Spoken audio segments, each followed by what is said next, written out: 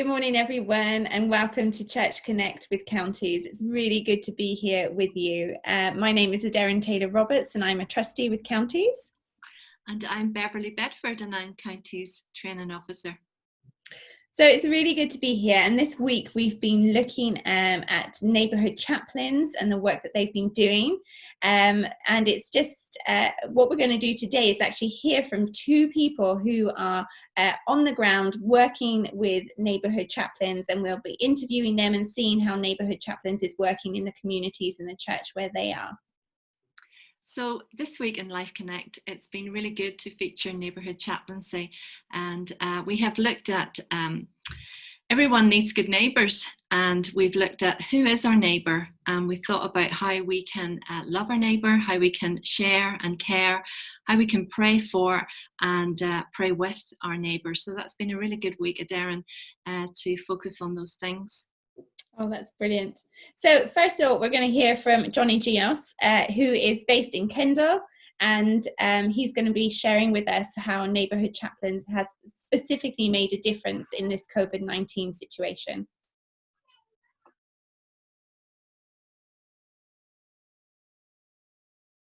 Good afternoon, Johnny. It's really great to catch up with you. And this week in Life Connect, we've been sharing and featuring Neighbourhood Chaplaincy. And we have invited you today to share your experience of Neighbourhood Chaplaincy. We know that you lead a team in Kendal, which is the beautiful gateway to the Lake District, and you are involved in the church there. You lead the church gateway, and I noticed on your website you have that lovely introduction of love your neighbour. So I wonder, Johnny, would you share with us just what the Lord has been doing and how that you've been involved during this time of pandemic? We'd love to hear from you. Thank you, Beverly. Thank you for that introduction. It's very kind of you. So we've been going about 2 years as a church, but in June 2019 we're like, okay, we were meeting in a school at that time, and we're thinking, okay, what can we do in the community? And so we decided to survey 200 homes and find out what people's greatest challenges were within the community, but the best things as well in the community. And some of the challenges were youth disorder, car parking that we couldn't really do anything about, or youth disorder. But the fourth biggest challenge was people thought that the church could really do something with the lonely and isolated in our community. And that's when we found out about Neighbourhood Chaplains and thought, actually, this is something that we really, really want to pursue, and we feel that actually we could do something as a small church. So we're not a big church by any stretch of the imagination, but we really kind of feel this is our crux ministry, really, that we can form everything around and invite people to and do evangelism on the street and pray in for our communities. So we focus on 3 estates in Kendal, which are roughly about 800 homes in each of those 3 estates: Holgarth, Sandylands and Kirkbarrow. So really, we did our training in November last year, which was a day's training in Lancaster, which was great. And then once you're getting all your volunteers DBS'd, we were out in January this year, and it just seems so apt that we've had the training and we've launched this before COVID, and we've been able to support people and support our community. And actually, I've been involved in ministry for 20 years, and there's lots of programs and ministries out there that you can do to reach your community with the gospel. But actually, this is very, very straightforward. It's just being, well, for me, it is. It's just being me and talking to people on the streets or on the doorstep. So if anyone's watching this and thinking, oh, how can we respond as a church during this pandemic, is actually Neighbourhood Chaplains is a great way to get out there and to simply speak with people. So we've not been knocking on people's doors and pushing things through people's letterboxes, but we have been masking up and talking to people on the street. So we had a great conversation with a council worker last week. I had a great conversation with a police officer on the streets. It's just speaking to people and bumping into people, as well as praying as we go in those communities that we've already been working in. I'm almost ploughing the ground in. So this year we have been making inroads into those communities and working with other churches as well, and sharing, saying, you know, we want you to be part of this. On a practical level, we've done bags of courage for the police, for the NHS.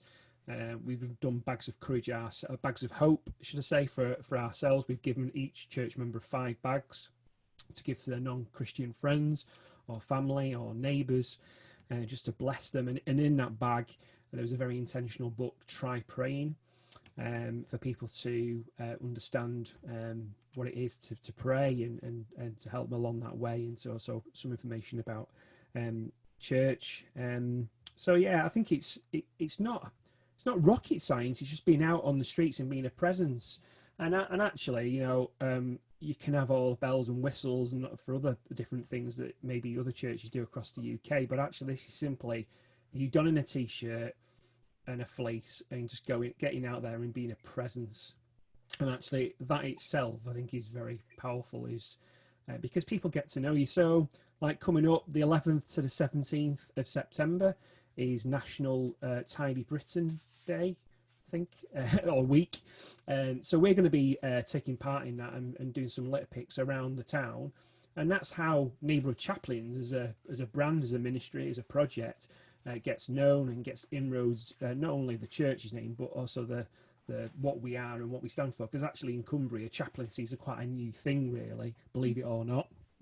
We don't have chaplains like in other parts of the UK, when they have chaplains in the police and chaplains in the fire service. It's very kind of low key, and it's very much needed in our communities.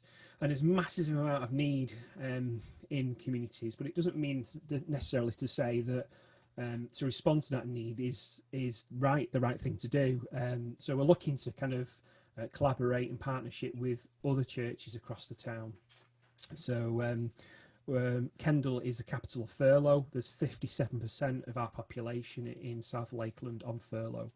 That is a very, very high percentage, and that's because the hospitality industry and many people, thousands of people, are predicted and projected to be unemployed September, October this year. So off the back of Neighbourhood Chaplains, then we can run other courses and signpost people as well, which is really helpful. So whether that is CAP Money course or a CAP Job Club, and we're actually looking in the future to do some hope hampers.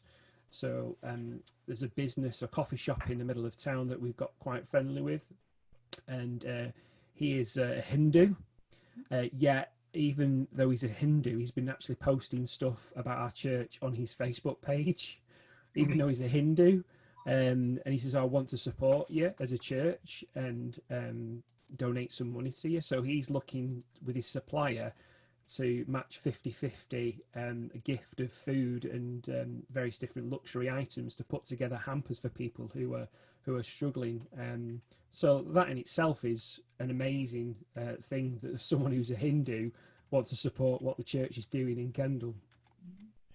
And that's such a biblical picture, isn't it, Johnny? Because we always have that person of peace that we find that God has already gone before and provided for us. And, you know, it's wonderful to hear of just that missional, generous heart of the church reaching out and engaging with their community.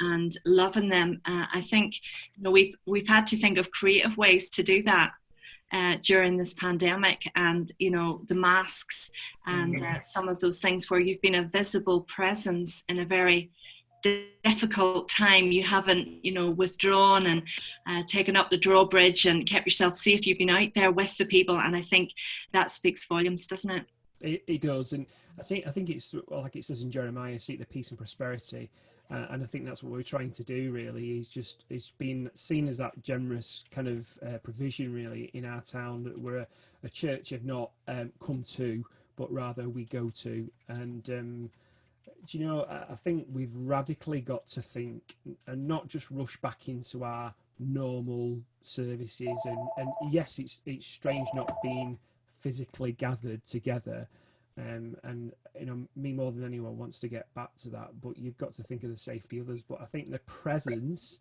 and I think Neighbourhood Chaplains does that well, whether it's a a t-shirt like this or not. It's just getting out there onto the streets. And for me, I would urge anyone watching that is, if you're thinking of, well, what can the church do, then actually being out in the community, I think is really the best thing that you can do it during this time. That's great, Johnny. You're certainly a church in the community, for the community, and I know the Lord has amazing things ahead for Kendal and for the community. So thank you very much for sharing today. We really appreciate that, and we feel inspired, and we trust that churches will look into neighbourhood chaplaincy, this great tool to engage with their community. So thank you for being with us today, Johnny. Thank you, Everly. Appreciate it. And just urge churches to get in touch with Neighbourhood Chaplains and just to step out of the boat and keep your eyes fixed on Jesus.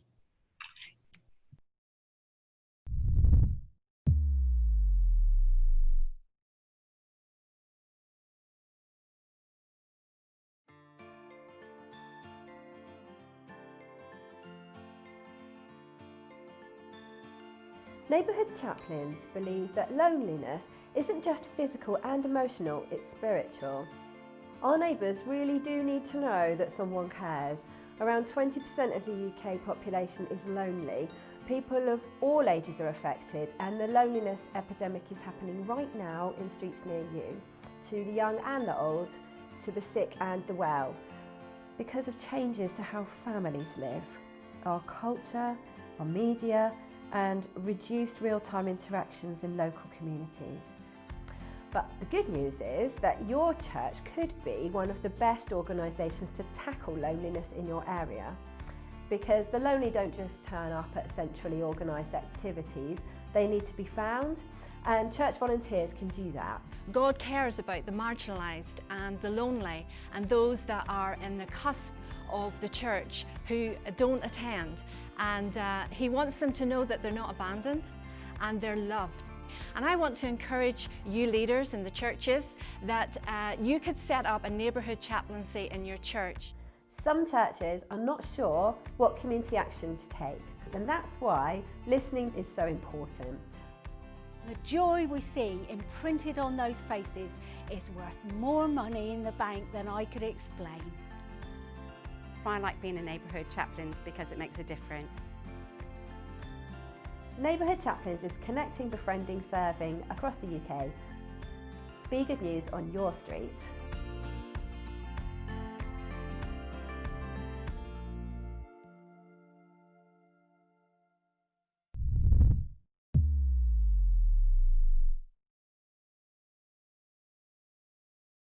Well, thank you, Johnny, for joining us this morning. It's so good to hear about how Neighbourhood Chaplains is really making a difference. And I was just astounded there to just hear about God's timing. It's so good, where they've done their training and then they've launched. And that's what's really great about Neighbourhood Chaplains. You do the training, you do your day's training, and you're ready to go. You've got your t-shirts, your fleece, your lanyards, and you're ready to go and be in the community. And I loved what Johnny said, that they are a church, rather than people coming to the church, they are the church going to the people. And with their, bags of courage, bags of hope, and those initiatives that have just sprung off the back of, Neighbourhood Chaplains.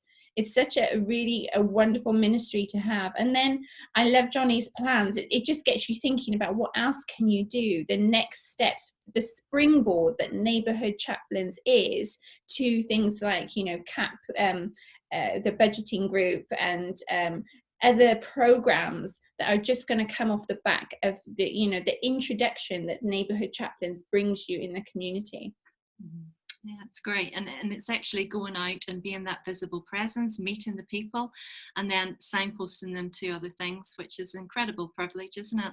Mm. Well, we're going to have our 1 minute wonder now, so we can watch that together.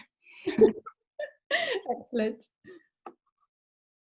One evangelist, 3 questions, 60 seconds. Hello, my name is Jackie Bodman. I'm an Encounters Evangelist, and this is my 3 questions in 60 seconds. First question, best bit of advice I've ever been given, and that was given to Tim and I when we very first got engaged, and that was to pray together regularly, and we do, and it's been fantastic for our 28 years of marriage. Second question, my favourite flower has to be my the Stargazer lily, which was in my wedding bouquet, and as soon as I smell that smell, I'm just back to our wedding day again and our honeymoon. So that's fantastic. And the last one is the best book I have ever read, and that has to be Emotionally Healthy Spirituality. It got me through a really tough, difficult spot, and I would tell anybody to read that. It was fantastic. There you go, all done. Well, thank you for that. I do really enjoy those 1 minute wonders where you can learn so much about a person just in 60 seconds. So thank you for that. So true. And, last week I caught up with one of our North Devon Neighbourhood Chaplaincy leaders, Sally Bainborough, and she's going to tell us her story of how she started as a volunteer and was trained in neighbourhood chaplaincy, and how that she eventually became a leader of quite a big team. So it's quite a story, and she's going to tell us of the impact of the team. She has a great background of being a health professional, and she's using all of those wonderful skills in what she's doing for the Lord now. She's a really funny lady, and she's very compassionate, and she's in the right place. So let's hear from her now. Hi Sally, it's really good to catch up with you. You're a busy lady, and we've known each other for quite a few years now, haven't we? We have indeed. And we first met when you were on the apprentice course, and we were sharing a mentorship, friendship, which was great and grew. And then you came as a volunteer onto neighbourhood chaplaincy. Tell us about how you felt God was really calling you into this work.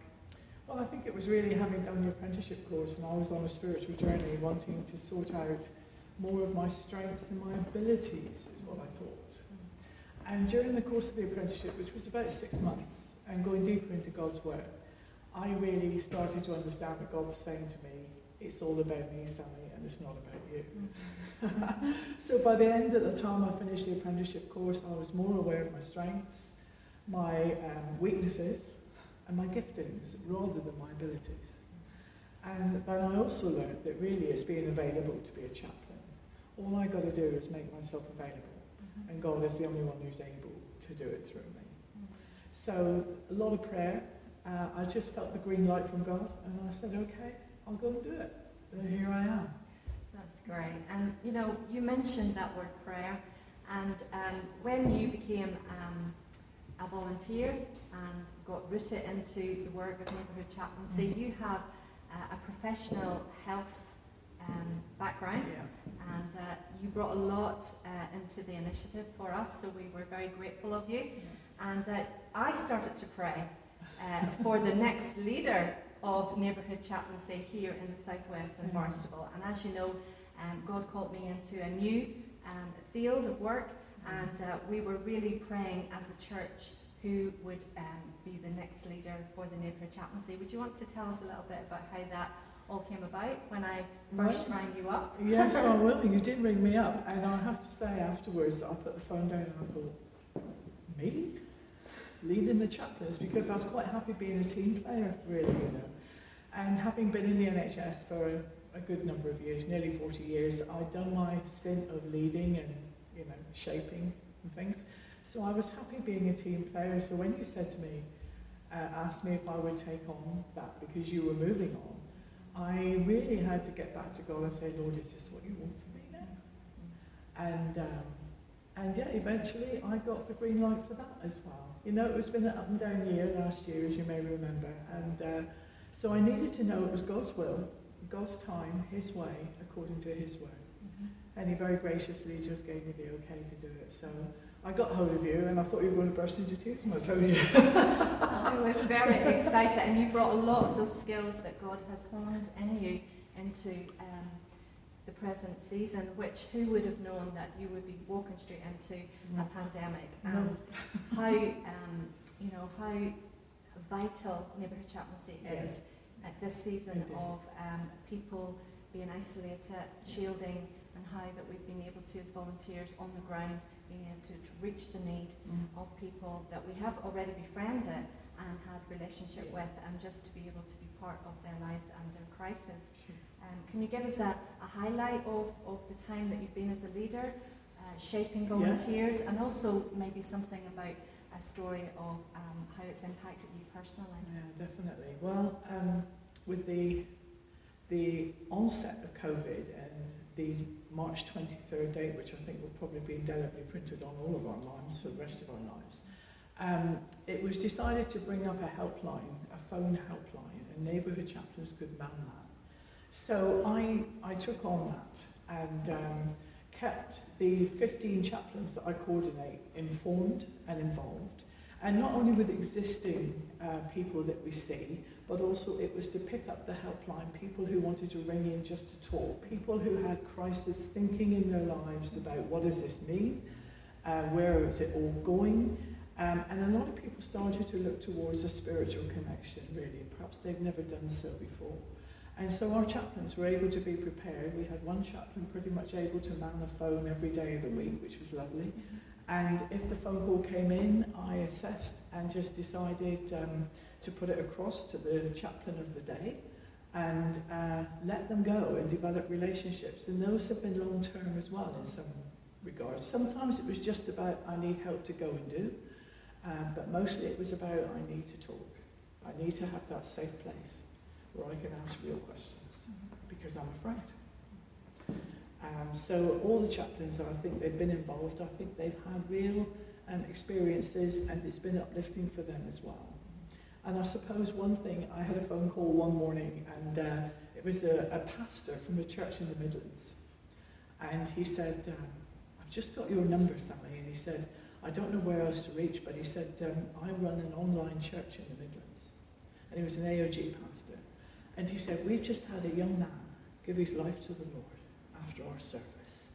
And he said, and to my shock, he said, he told me he lives in Bideford in North Devon. And he said, that's nowhere near us.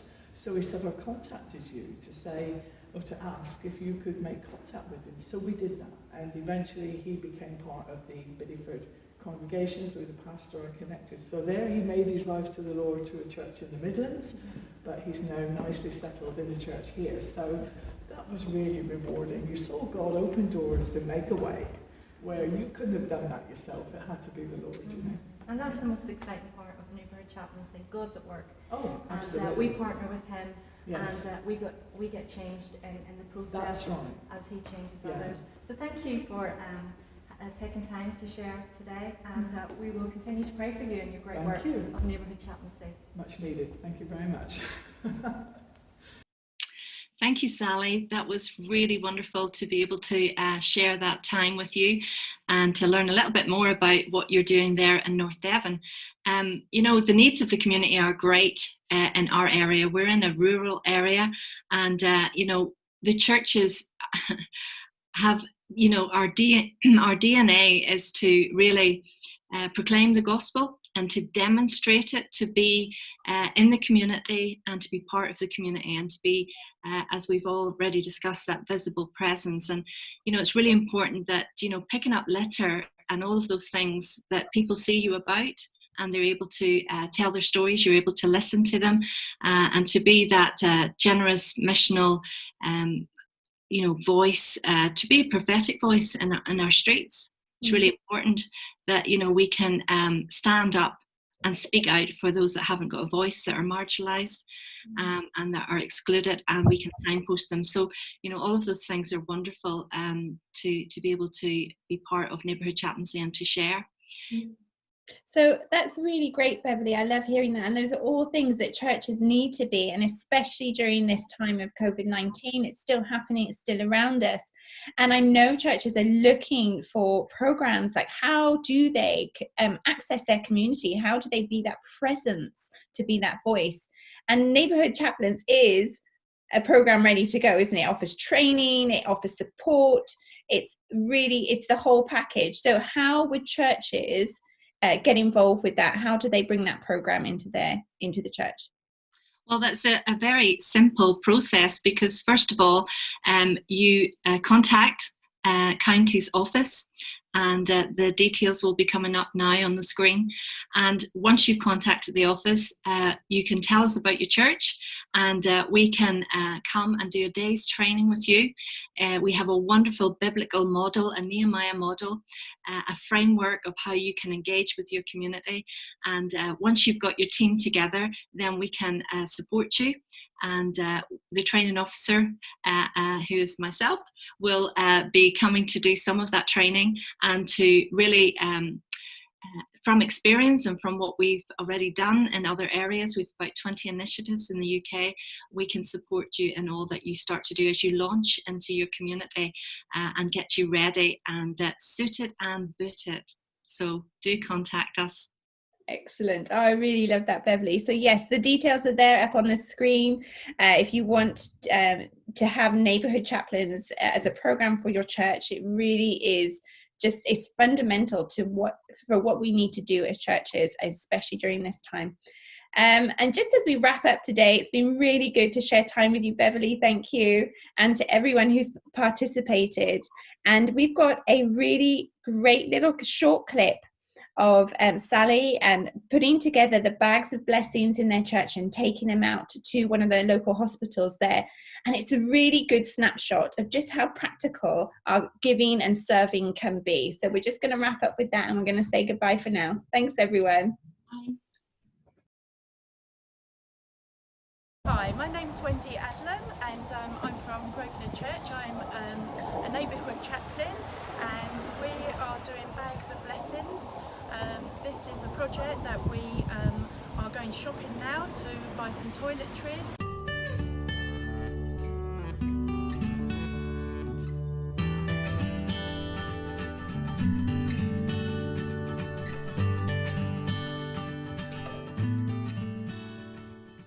This is toiletries for COVID-19 patients, and we just want them to know that God loves them, and we want to bless them by giving them a bag of blessing.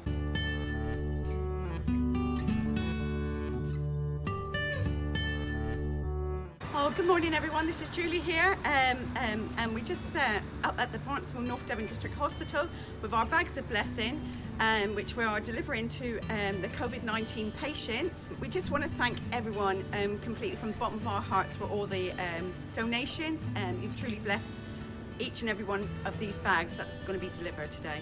Very much for all the bags of blessing for our North Devon District Hospital and all the nurses and doctors and NHS staff. Thank you very much, really appreciated.